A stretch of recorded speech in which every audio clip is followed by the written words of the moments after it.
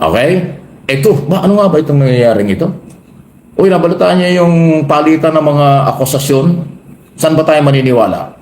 Kay Richard Gomez o kay Kerwin Espinosa? Kasi sabi ni Kerwin Espinosa, yung kandidatong mayor yata ng Albuera sa Leyte, politiko raw nasa likod. May kaugnayan doon sa politika yung pagkakatangkang pagpatay sa kanya ng 1 linggo. Binaril siya dito sa balikat tinamaan. Di ba? So may kulay politika. At ang kanyang kinagugulat, bakit daw ang tumira sa kanya, identify na mga pulis, pero hindi pulis ng Albuera, pulis ng Ormoc City. Wow! Ang mayor dyan, si Lucy Torres. Ang congressman dyan, si Richard Gomez. So kung sinasabi ni Espinosa na may kulay politika, ang pagkakaambo sa kanya, abay, sinong politiko yun? Sinong politiko na, bakit pulis ng Ormoc pupunta ng Albuera para patayin si Espinosa? Wow! Ano ibig sabihin? Kasi nung araw pa medyo magkakontra yan. Makalaban po talaga yung Espinosa at saka itong mag-asawang Richard Gomez. Di ba? Ilang beses na hong lumabas yung balitang yan. So hindi ko sinabi may kinalaman. Pero saan tayo maniniwala? Sabi ni Espinosa, binaril siya at may kaugnayan sa politika. Sabi naman ni Gomez, scripted daw. Ba?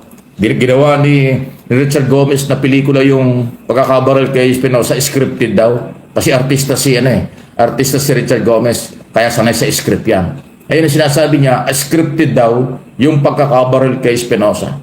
Posible daw nagawa-gawa. Kasi scripted, di ba? Ginawa lang yan. Ba? Pwede ba yun? Alam mo, sa balik dito tinama sa may dibdib, lumampas lang sa likod. Abay, kung bandang kaliwa yun, edi puso yun. Ba, makakamatay yun. Tsaka paano mo naman babarilin yung sarili mo? Paano ka naman, sniper pa nga eh. Ang tanongin dyan, yung mga pulis. Tanongin dyan yung 7 pulis. Yung pulis ng Ormoc City, bakit nagpunta ng Albuera? Bakit yung pulis sa Ormoc ang nagtangkang pumatay doon sa tumatakbong mayor ng Albuera na si Espinosa, anak ng dating mayor na namatay noong panahon ni Digong Duterte? Ayan ang kababalaghan dyan. Ngayon, sinabi lang ni Espinosa na may kulay politika ito. At ang sabi niya, ang mayor ng Ormoc, si Lucy. At ang congressman ng 4th District, sakop ang Ormoc, ay si Richard Gomez. O bigla si Gomez nagsalita, scripted yan. Scripted daw. Grabe, ginawang pelikula bigla. Wow. Nga po ang mga pahayag nitong si Richard Gomez. Nako acting lang daw po at hindi siya convinced sa actingan nitong si Kerwin Espinosa dahil daw po napakapangit daw po ng pagkakagawa. Kumbaga hindi pang pamas ang acting daw po ni Kerwin Espinosa. Kasi si Kerwin Espinosa naman hindi siya artista eh. Diba? Hindi naman siya artista. Tapos, si Kerwin po, kaya po ganyan magsalita, sinabi niya na siya po ay dati nang nagkaroon ng sakit. Parang na mild stroke siya dati. Kaya po ganun siya magsalita na parang matigas ang kanyang pananalita o ang kanyang dila. So, hindi natin inaasahan itong ganitong salita galing mismo pa sa isang kongresista na si Richard Gomez, di ba? Kumbaga parang dapat nga maging concern ka sa tao na iyong kumbaga diyan sa may lugar mo, 'di ba? Merong taong nasaktan, dapat maging concern ka, 'di ba? Pero yun po ang naging reaksyon nitong si Richard Gomez. Kaya pala nag-react din kaagad itong si Kerwin Espinosa na sinabihan niya yung mga tao po na hindi daw po yun na acting lang or hindi po yun na gurgurmi. Dahil nga po, sino ba naman ang gagawa ng ganyan na igurgurmi? Tapos katabi mo pa ang iyong kapatid. Tapos, di ba, napakadelikado po nung tama ng ginawa sa kanya. Diba, hindi ito masasabing gurgurmi kasi nga po ito po ay talagang napaka seryosong bagay. Hindi po dapat ito pinagtatawanan, kinukutya o kumbaga sinasabihan pa na acting lang. Ngayon po, meron din pong mga tao na kino-question ng biglaang paglabas sa ospital ni Kerwin Espinosa. Which is para sa akin, kung ako din yung nasa kalagayan ni Kerwin Espinosa, uuwi agad ako, aalis agad ako doon. Meron nga tayo napapanood, 'di ba, mga nabuhay. Na pinagtangka na gurgurin. Nung nakaligtas, pinuntahan naman sa ospital. Tapos doon ginurgur. Diba, saka isa pa, napakahirap nun na nasa ospital ka, nandun ka, wala ka man lang, kumbaga, assurance mula sa mga PNP na ikay babantayan nila at magiging ligtas ang buhay mo. Diba, meron pa nga ako nabasa na post na nag-glow up daw. Sa halip daw na manghina, nag-glow up pa daw, pumuti pa, mukha daw naka-glutathione at mukha daw lumakas pa yung katawan after po ng nangyari. Alam nyo siguro dala na lang din ng kumbaga lakas ng loob ni Kerwin at ayaw niya sigurong magurgur, kaya po mas ginusto niya lumabas na ng ospital. At siya yung nagpa-press con at gusto niya na masabi ang kanyang mga nararamdaman o ang kanyang opinion dito sa pangyayari na ito. Hindi ko lang lubos maisip na parang yung nangyari kay Kerwin, ginagawa nilang katatawanan, ginagawa pa nilang biro. Alam niyo po kung sino mga gumagawa naman yan, di ba? Mga DDS, mga DDFs, mga kampo ni Digong. Ngayon po, dito punta naman tayo dito kay Richard Gomez. Sinabi kasi ni Richard Gomez na wala daw pong hot pursuit na nangyari, pero meron po. Meron pong hinabol ang mga supporter o merong sumunod doon sa sasakyan na Montero. Kung di ako nagkakamali, Montero po yung sasakyan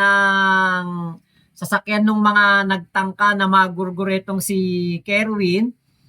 At ito daw po pumunta doon sa isang compound, sa isang bahay nung Engineer Pepo.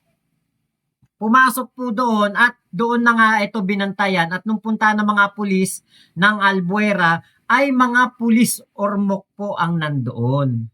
PNP ormok. Kaya po, nung nangyari na yung investigasyon, dinisarmahan po yung 7 at kinuha po ang kanilang mga kagamitan para po itest sa ballistic. So, ewan lang natin kay Richard Gomez kung bakit niya nasabi yun. Sabi niya, honestly para sa akin, scripted yung me.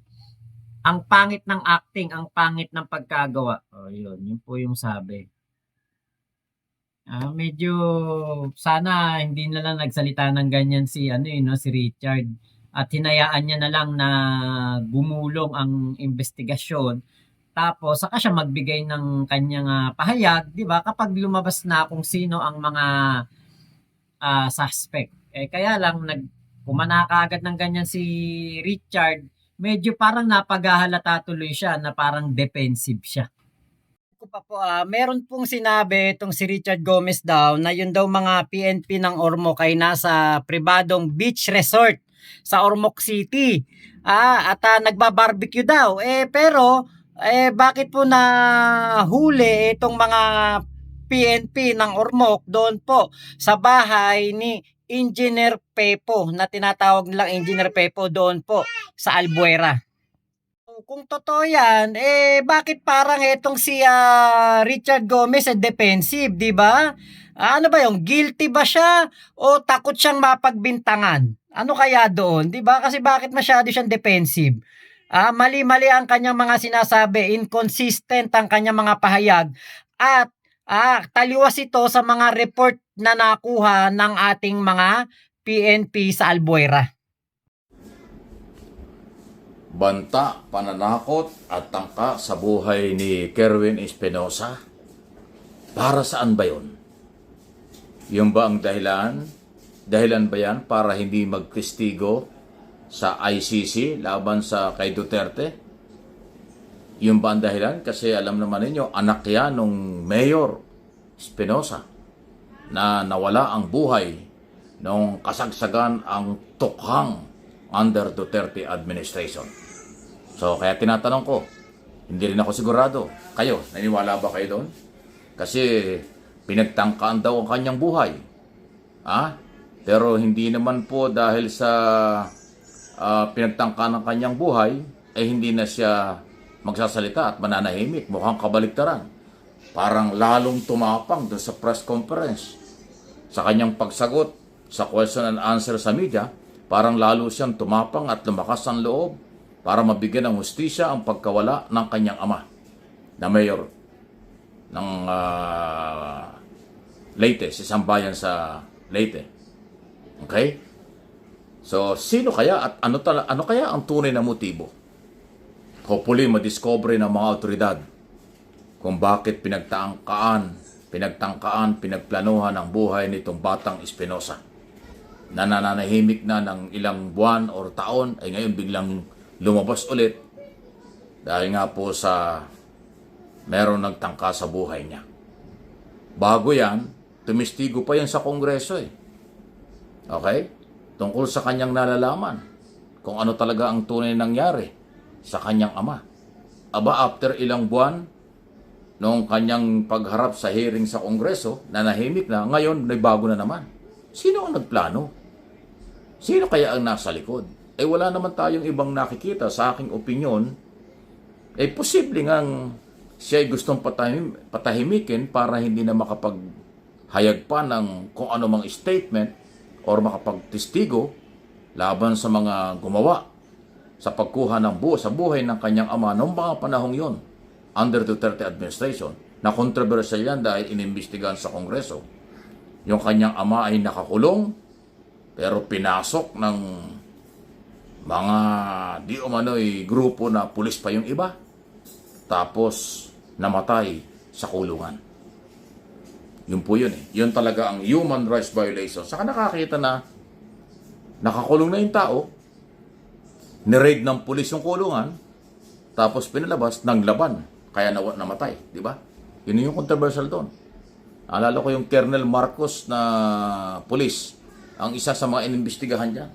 At umaming sila yung nag-operate doon. Kaya nagtataka yung mga congressman nung magkakaroon ng hearing eh.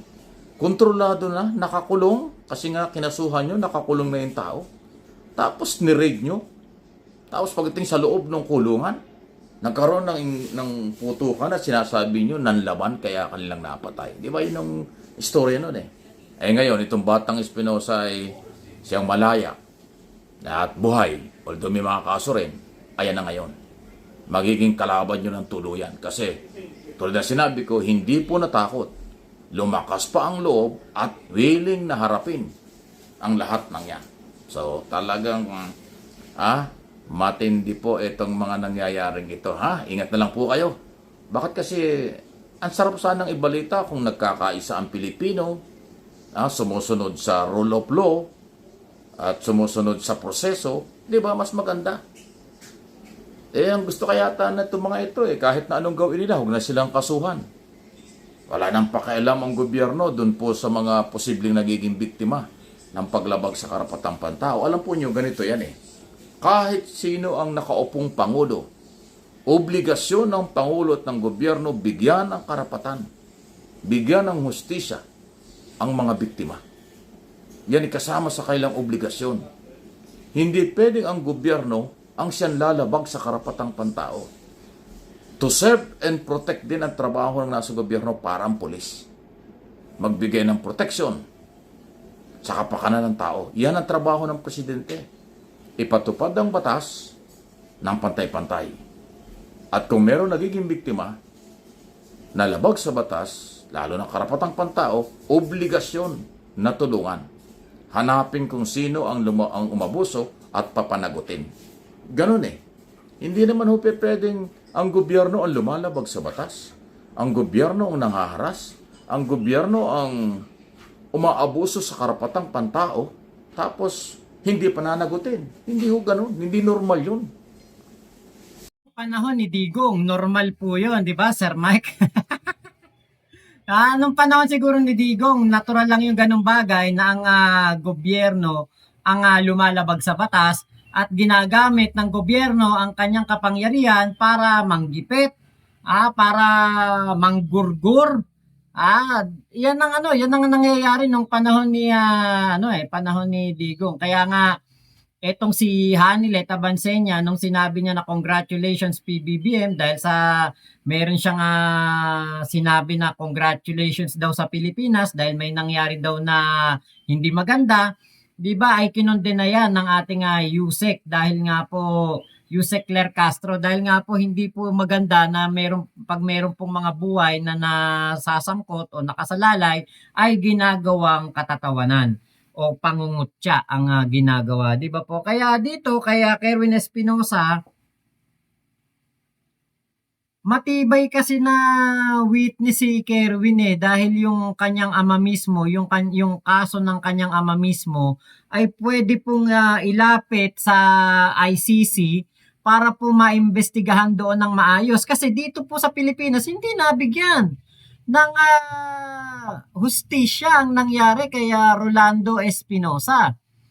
Hanggang ngayon po ay nakabinbin ang kanyang kaso, wala pong nagbabayad at ang mga PNP na nasangkot mga na-promote pa at pag-alagala pa din po hanggang ngayon. Obligasyon na kahit sino, hindi lang ang Pangulo, kundi ang lahat ng nasa gobyerno, proteksyonan ang mamamayan. Ano man ang kasarian, ano man ang relihiyon, ano man ang antas ng buhay. Kasi buhay yan, dapat pinapangalagaan. Buhay yan, dapat pinapangalagaan. Buhay yan, dapat proteksyonan. Yan ang obligasyon ng mga nasa pamahalaan, ma-local o national, opposition man or maka-administration, kung lahat kayo, kung taga-gobyerno, pinapasweldo ng mamamayan. Kaya yung pagbibigay ng proteksyon sa kahit kanino, yan po ay obligasyon. Pag walang batas, gumawa ng batas para maging kasangkapan sa pantay-pantay na trato. Kung may batas naman, ipatupad. No one is above the law. Kahit anong oras, kahit sino. Yan ang ginagawa. Rule of law under President Marcos. Bakit ayaw nyo ng rule of law? Gusto nyo yung lumalabag sa batas? Gusto nyo yung umaabuso sa batas? Wow! Mali yun. Kailangan ay yung protektado ng mga batas. Kailangan po yan. Para mga OFW, tingnan nyo mga OFW, kahit na anong mangyari sa kanila, huwag naman sana, pag nagkaroon ng problema, tinutulungan ng gobyerno. Katulad ng mga DDS na nagrally sa Qatar. Anti-Marcos sila, di ba? Nakakulong. O gobyernong Pilipinas, under President Marcos, ang tumulong kasi obligasyon nila yon. Di ba? Hindi nakatingin ang Pangulong Marcos at ang gobyerno sa kung ano ang isyo kung bakit sila nag-rally. Although alam na, ang isyo, Pilipino sila, dapat protektado. Dapat pinoproteksyonan. Ayan. Talaga lang Kailangan po yun ay malinaw sa inyo at naiintindihan ninyo. Kasi alam po ninyo, mga kaibigan, huwag kayong magsasawa sa aking mga paliwanag kasi kaya ako inuulit-ulit ito. Marami talagang ayaw umintindi. Marami talagang nagbubulag-bulagan, nagbibingi-bingihan sa kalagayan, demokrasya, karapatan, obligasyon, at kung ano ang dapat nangyayari. Pagkakaisa po ang kailangan. Ang pagkakaisa ang susi ng kaunlaran, tagumpay, pangkalahatan, katahimikan. Ayan, di ba? O sige, please like and share po ng ating mga video at nang makarating sa iba pa. Ang akin dito po ay pagpapahayag lang tayo ng karapatan. Kahit sinong gobyerno, basta sumusunod sa batas, susuportahan natin. Kahit sino pa ang presidente, sa darating na mga panahon at susunod at matutupad ng batas, suportado natin. Pero ang hindi susunod sa batas, kahit sino, kahit kaibigan pa, sorry na lang. Kasi mahirap samahan ang ganong klaseng tao. Hindi ba? Please like and share ng video. Mike Abi Opinions at ang MA Pinoy TV. Yun nga po, ilan sa mga nagbubulag-bulagan katulad ni Bato, ni Bongo, ni Aimee, si Jinggoy, si Alan Peter Cayetano at etong si Robin Padilla, mga nagbubulag-bulagan sa katotohanan na meron po talagang nagawang masama si Digong.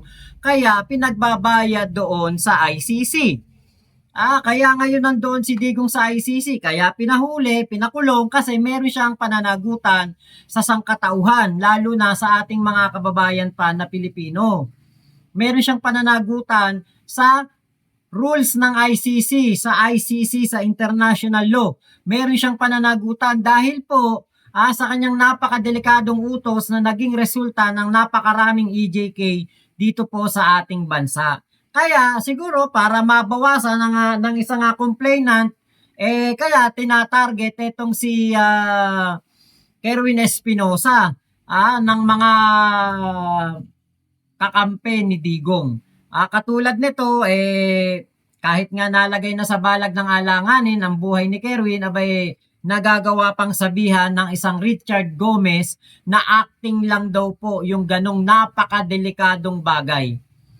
Kumbaga dina-downgrade, dina-downplay nito nga mga kaalyado ni Digong, lalo na sa mga comment section, lalo na sa mga post sa FB, ang nangyari kay Kerwin Espinosa. Kaya kung ako kay Kerwin Espinosa, pupunta na kagad ako ng ICC sa The Hague.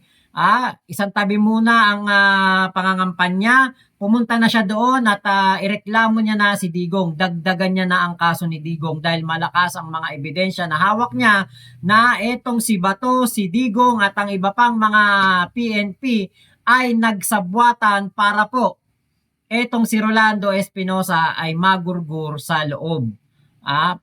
Kaya siguro talagang nanganganib ang buhay nitong si Kerwin dahil pwedeng etong kaso ni Rolando Espinosa ang siyang talagang hindi na makapagpalaya kay Digong doon po sa ICC. So maraming salamat po sa video ni Sir Mike Abe na ating nireaksyonan. Ingat po kayo, nasa namang panig kayo ng mundo. Mama chup chup, love you, God bless us all, Pilipinas. God first!